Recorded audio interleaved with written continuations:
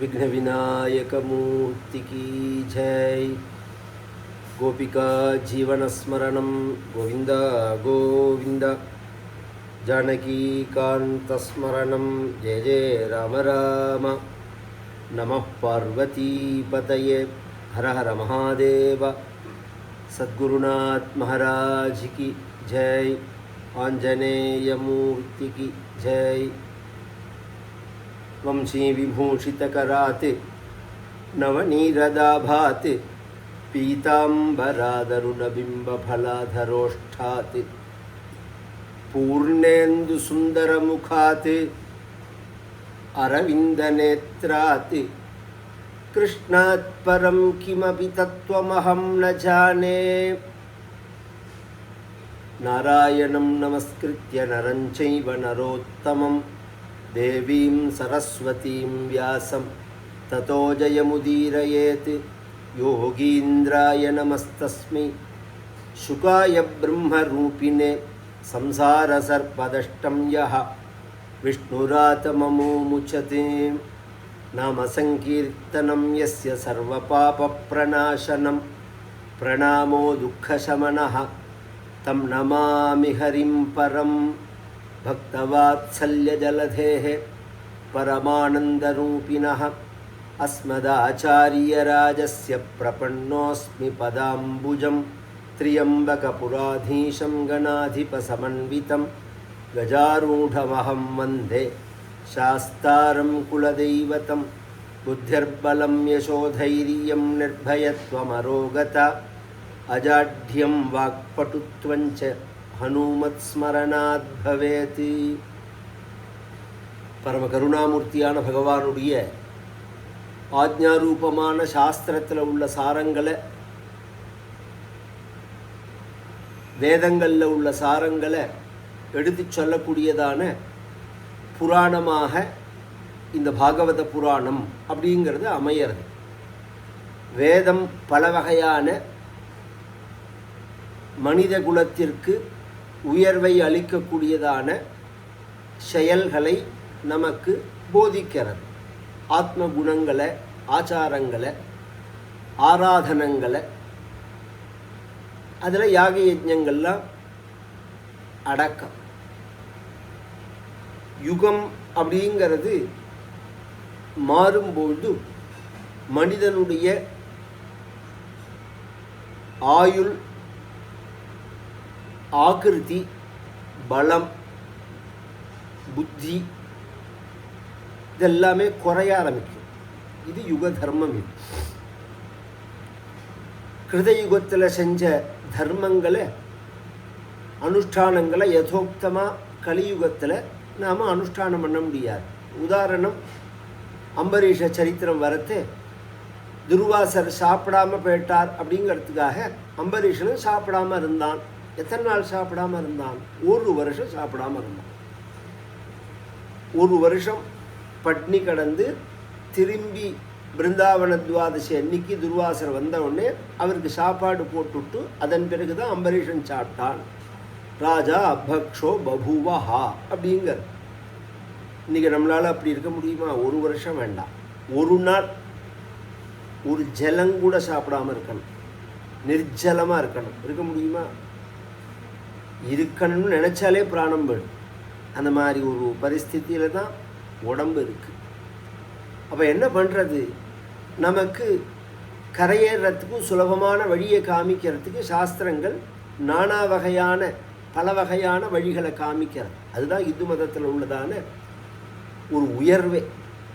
ஒரு வழிதான், ஒரு தெய்வந்தான், ஒரு அடையாளம்தான் அப்படின்னு நம்மளை நிர்பந்திக்கலை. யதா ருச்சி யதா அதிகாரம் அப்படின்னு நமக்கு சுதந்திரத்தை கொடுக்கறது. உன்னால் என்ன முடியுமோ அதை செய் அப்படிங்கிறது, செய்யாமல் இருக்காத அப்படிங்கிறது. அதில் வேதம் சொல்கிறது, விருகத்தே விஷ்ணு சுமதிம் பஜாமஹே தமுஸ்தோதார பூர்வியம் யதா விதரிதஸ்ய கர்ப்பகம் ஹவிஷா பிபர்த்தனா ஆஸ்ய ஜானந்தோ நாமச்சித் விவர்த்தனா बृहत्ते विष्णो सुमतिं भजामहे। பகவானை நீ ஸ்தோத்திரம் பண்ணுறதுனால நீ ஞானத்தை அடையலாம். சுமதிம் அப்படிங்கிறது. மதி அப்படின்னா புத்திசாலித்தனம், சுமதி அப்படின்னா நல்ல புத்திசாலித்தனம், ஞானம்னு அர்த்தம். அந்த பகவானுடைய நாமாக்களை சொல்லுவதனாலேயே நீ உயர்ந்த நிலையை அடையலாம் அப்படிங்கிறது வேதம். இதுக்கு ஸ்ருதின்னு பேர். ஸ்மிருதி அப்படிங்கக்கூடிய சட்ட நூல்கள் சொல்கிறது அபவித்ர பவித்ரோவா சர்வாவஸ்தாங்கதோபிவா யஸ்மரேத் புண்டரீகாட்சம் சபாஹ்யாபியந்தர சுஜிஹி மானசம் வாச்சிகம் பாபம் கர்மணா சமுபார்ஜிதம் ஸ்ரீராம ஸ்மரணேனைவ வியபோகதி ந சம்சயா அப்படிங்கிறது. பகவானுடைய ரூபத்தை பகவானை நினைச்சாலோ, பகவானுடைய நாமாவை நினைச்சாலோ, பகவன் நாமாவை நாம் வாயால் சொன்னாலோ மானசம் வாச்சிகம் பாபம் கர்மணா சமுபார்ஜிதம், உடம்புனால செய்யப்பட்ட பாவங்கள், மனசால செய்யப்பட்ட பாவங்கள், வாயால் செய்யப்பட்ட பாவங்கள்.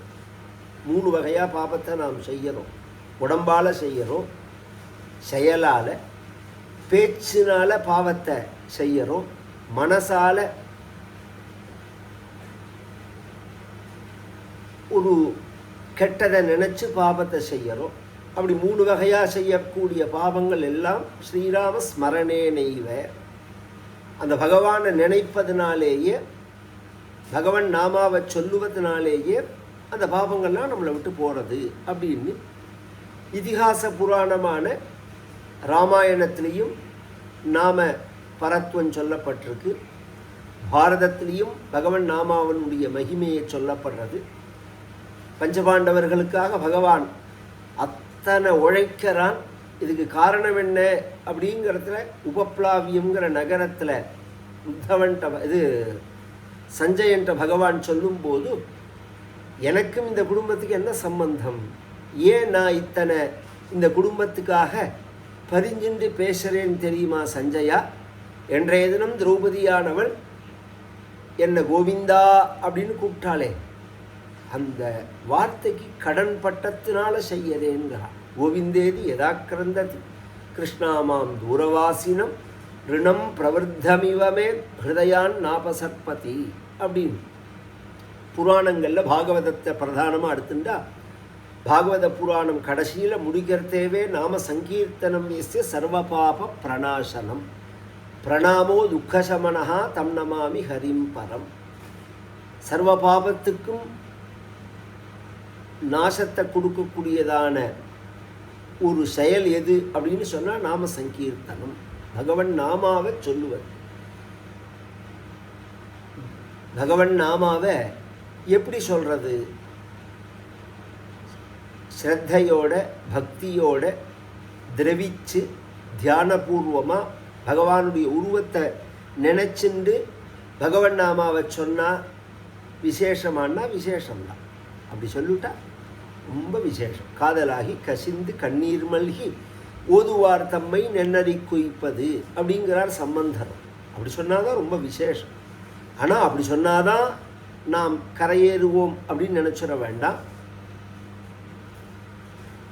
ஏதாவதாலம் அகனிர் ஹரணாய பும்சாம் சங்கீர்த்தனம் பகவதோ குணகர்மணாம்னா விக்ருஷ்ய புத்திர மகவானு எது அஜாமிலோப்பி நாராயணேதி முரியமான ஈயாய முக்தி. இந்த அஜாமிலன் அப்படிங்கிற பாபி எப்படி பகவன் நாமாவை சொன்னானோ அப்படி சொன்னாலே நாம் கரையேறலாம் அப்படின்னு யம தர்மராஜன் பாகவதத்தில் சொல்கிறார். பாகவதத்தில் ஒரு ஹிருதயஸ்தானமாக நடுநாயகமாக பாகவதம் என்ன சொல்ல வரதோ அந்த தர்மத்தை காண்பிக்கக்கூடிய சரித்திரமாக இந்த அஜாமில சரித்திரம் அப்படிங்கிறது ஷஷ்டஸ்கந்தத்தில் அமையிறது. அதுதான் இப்போ நாம் ஆரம்பிக்கிறது. பஞ்சமஸ்கந்த பர்யந்தம் ஏற்கனவே கேட்டோம். இப்போ 6வது பார்ட், 6வது ஸ்கந்தம் ஆரம்பம்.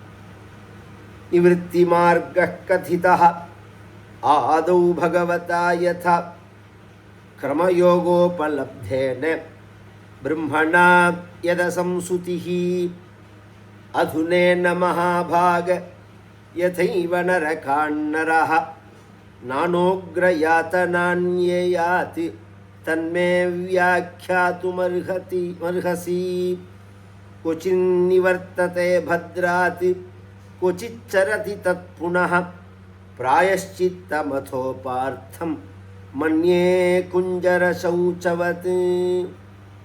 இப்போ பஞ்சம ஸ்கந்தத்தில் எதை சொல்லி அவர் முடிச்சிருக்கார் 5வது பார்ட்டில் அப்படின்னா பூலோக வர்ணனம் நரக வர்ணனம் அப்படின்னு முடிச்சிருக்கார்.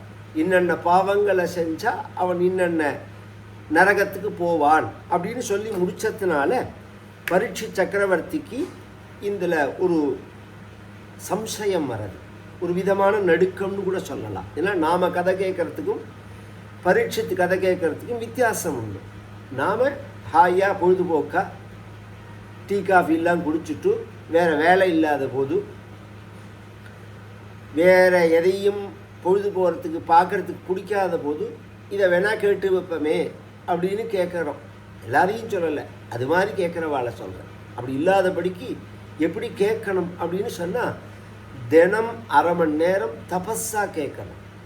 பகவானை பூஜை பண்ணுறது எப்படியோ, பகவானுடைய மந்திரங்களை ஜெபம் பண்ணுறது எப்படியோ, பாகவத ராமாயணாதி கிரந்தங்களை பாராயணம் பண்ணுறது எப்படியோ, வேதத்தை பாராயணம் பண்ணுறது எப்படியோ, அது மாதிரி பகவத்குண கதாசிரவணமும் ஒரு தபஸ். நித்தியப்படி அரை மணி நேரம் 1 மணி நேரம் பகவத்குணம் கேட்கணும், சொல்லணும்.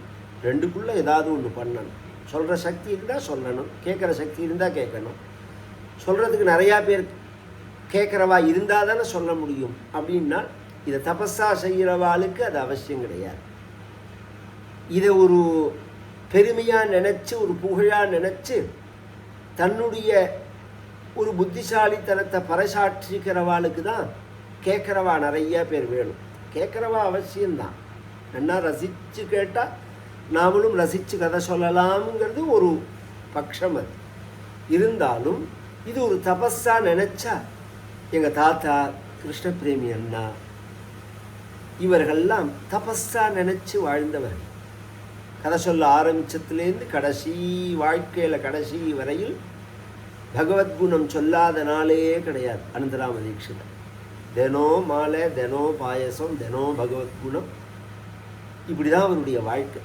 அண்ணா எத்தனை உடம்பு க்ஷீணமான பொழுதும் தினம் ஒரு 10 நிமிஷம் 5 நிமிஷம் கடைசியில் அந்தர்தானத்துக்கு முன்னாடி கூட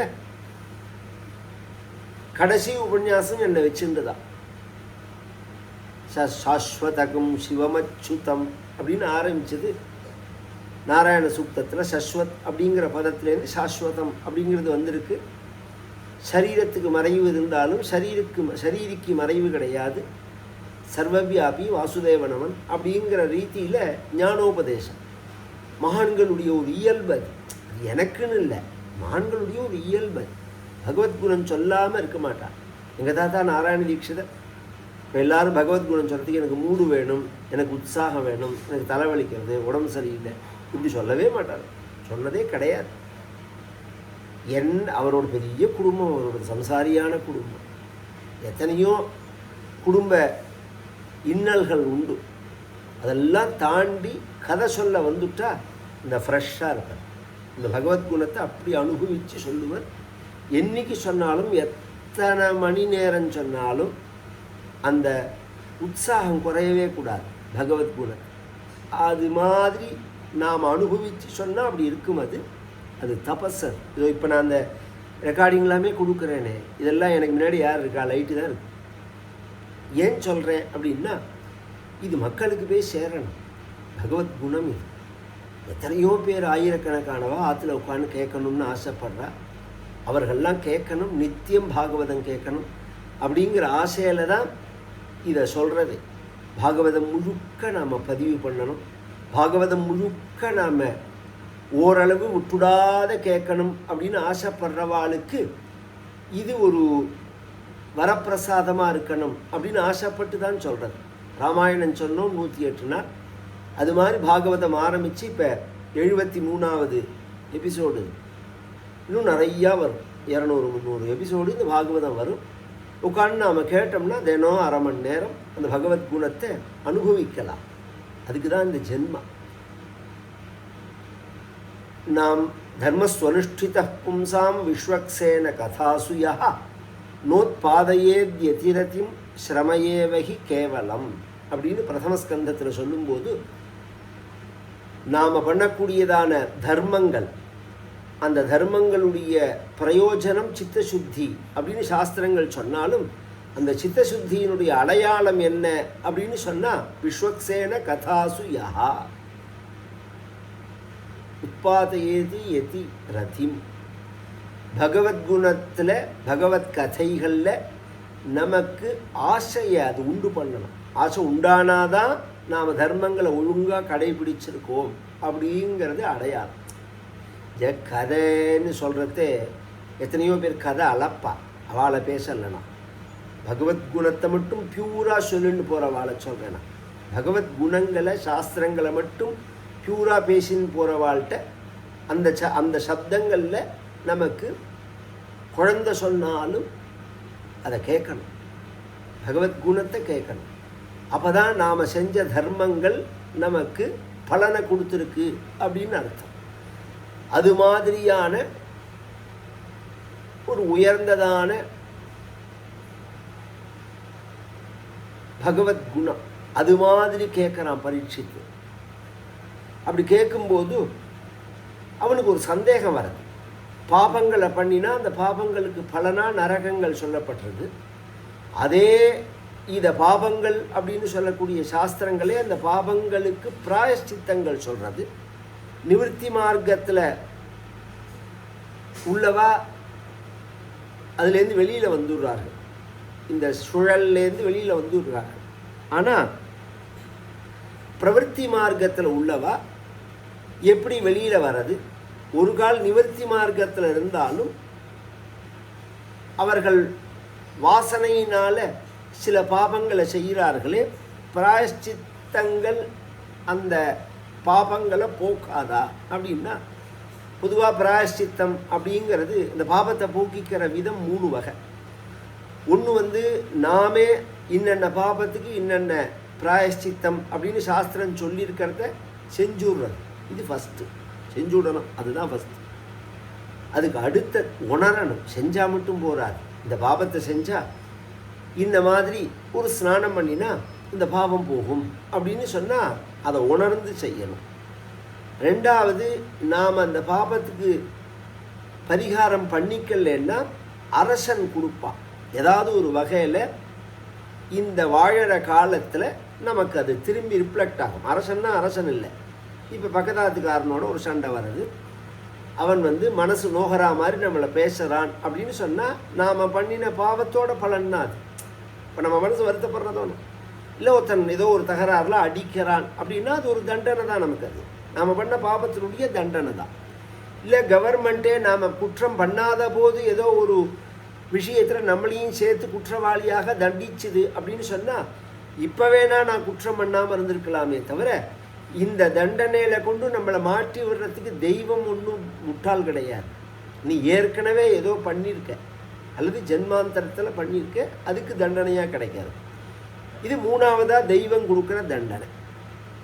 ஆனால் இந்த பிராயஷ்சித்தங்கள், சாஸ்திரங்களில் சொல்லப்பட்ட பிராயஷ்சித்தங்கள், ஹோமங்களோ தீர்த்த ஸ்நானங்களோ தானங்களோ இத்தியாதி காரியங்கள்லாம் நமக்கு பாபத்தை போக்கினாலும் பாபம் பண்ணணும் அப்படிங்கிற எண்ணத்தை போக்குறது இல்லை. அது ஒரு பெரிய பிரச்சனையாக இருக்குது.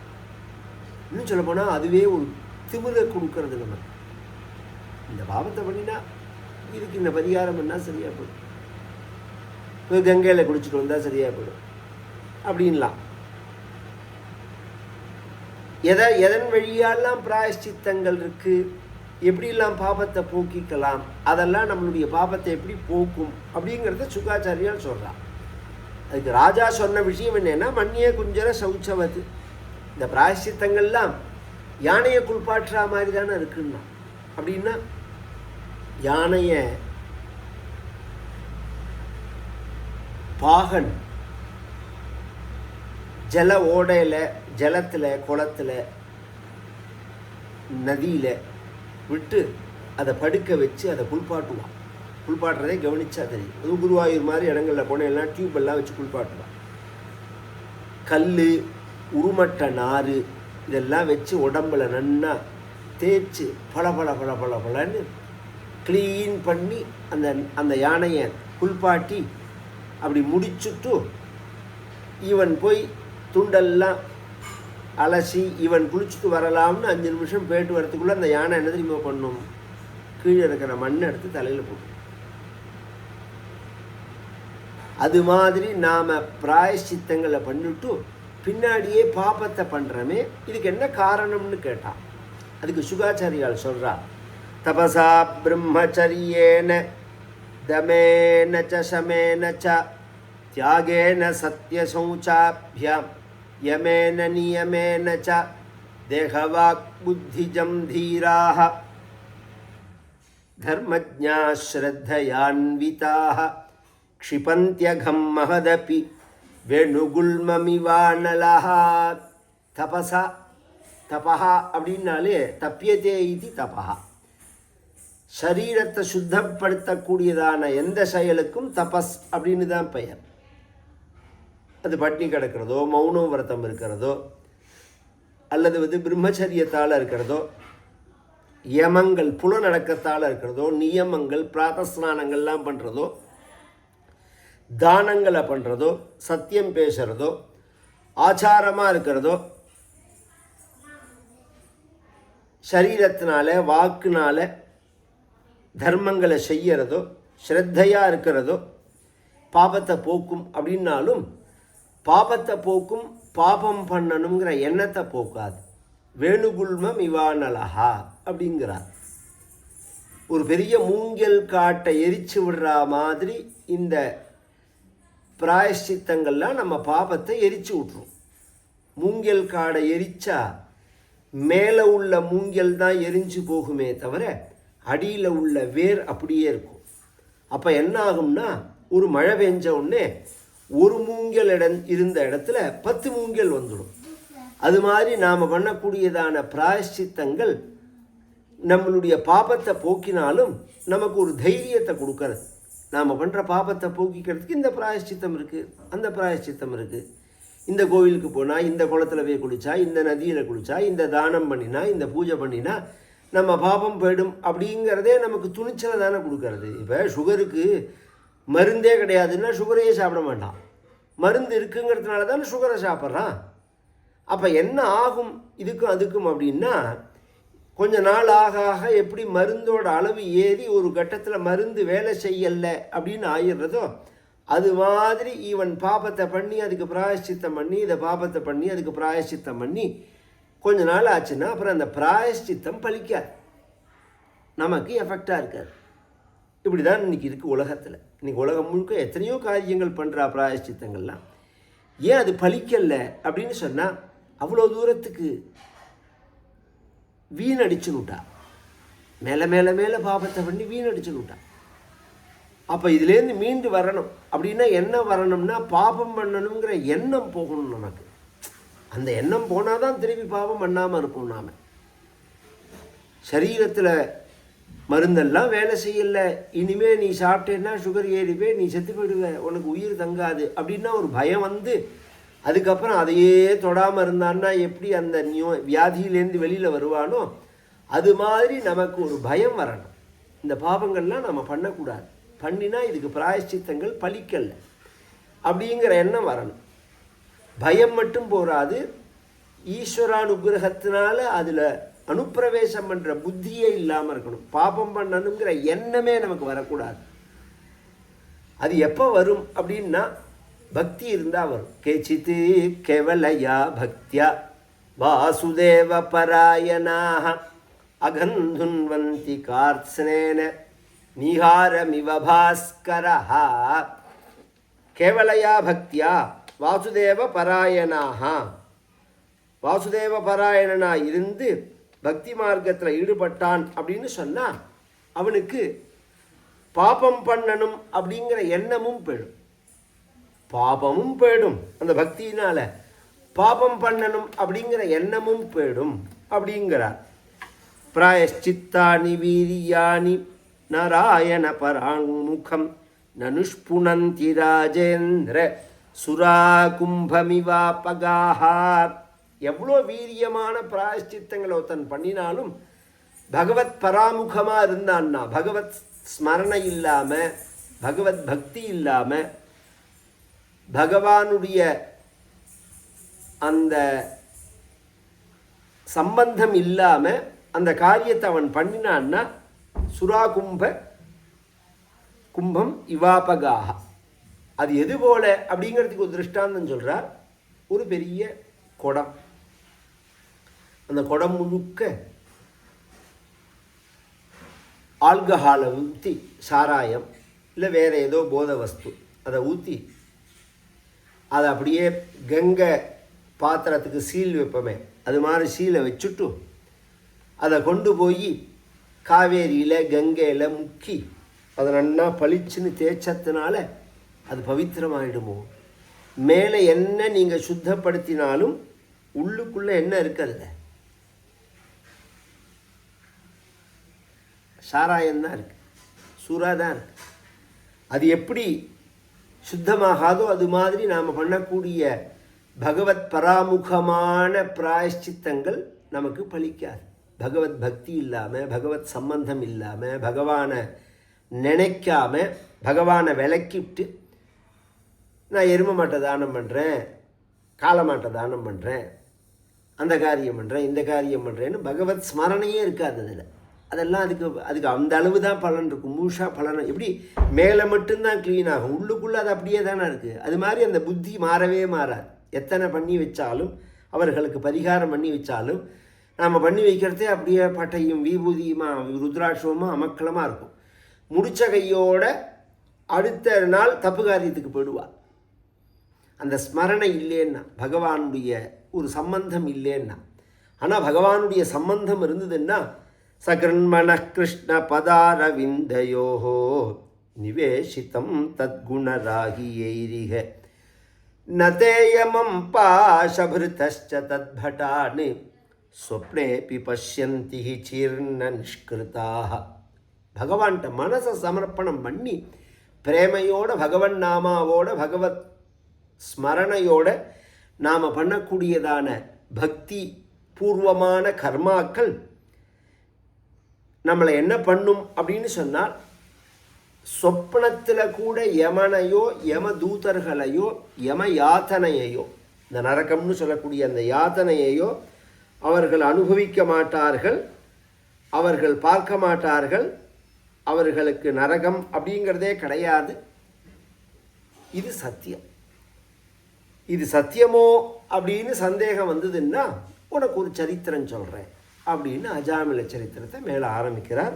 அடுத்த பகுதியில் அந்த அஜாமில சரித்திரம். நாராயணேத்யாதி ஜபத்பிருச்சைஹி பக்தை சதா பூர்ண மகாலயாய ஸ்வதீர்த்தகாங்கோபமவாரி மக்ன நிவர்த்திதா சேஷருஜே நமஸ்தே. நாராயண நாராயண நாராயண நாராயண நாராயண நாராயண நாராயண நாராயண நாராயண நாராயண நாராயண நாராயண நாராயண நாராயண நாராயண நாராயண. கோபிகா ஜீவனஸ்மரணம் கோவிந்த கோவிந்த. ஆஞ்சநேயமூர்த்திக்கு ஜெய்.